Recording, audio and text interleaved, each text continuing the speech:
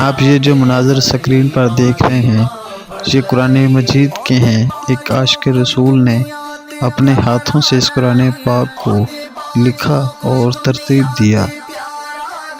لکھنے والے کا نام سید امتیاز علی شاہ بخاری ہے، جو کہ آپ کو سکرین پر نظر آ رہے ہیں۔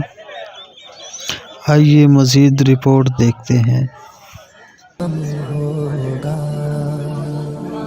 در نبی پر پڑا رہوں گا، بڑے ہی رہنے۔ السلام علیکم ناظرین، میں ہوں ماجد رشید، آپ دیکھ رہے ہیں یوٹیوب چینل اونلی پوائنٹ۔ ناظرین، میں اس وقت موجود ہوں پریس کلب پاک پتن میں، جہاں پر عاشق رسول نے ایک ایسا کام سر انجام دیا ہے کہ پوری قوم کا سر فخر سے بلند ہو جائے، بلکہ پوری قوم کا ہی نہیں، پوری امت مسلمہ کا سر فخر سے بلند ہو جائے۔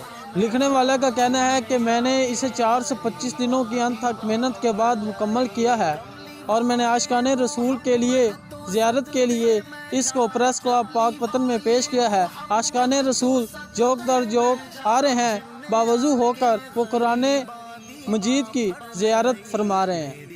ناظرین، جس شخصیت نے یہ کام سر انجام دیا ہے ان کا نام سید امتیاز علی شاہ بخاری بتایا جا رہا ہے۔ ان کا یہ کہنا ہے کہ میں نے یہ کام 425 دنوں میں سر انجام دیا ہے۔ عاشقان رسول کا کہنا ہے کہ یہ کام انتہائی قابل ستائش ہے، اس کی جتنی تعریف کی جائے وہ کم ہے۔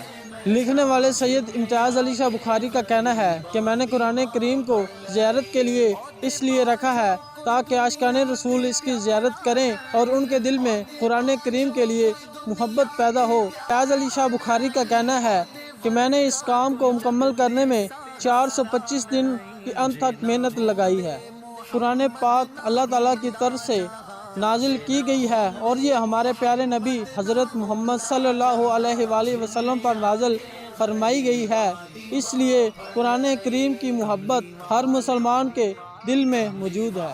تمام مسلمان قرآن پاک کو زیادہ سے زیادہ وقت دیں تاکہ وہ قرآن پاک کی تعلیمات کو پہچان سکیں اور اس پر عمل کر سکیں۔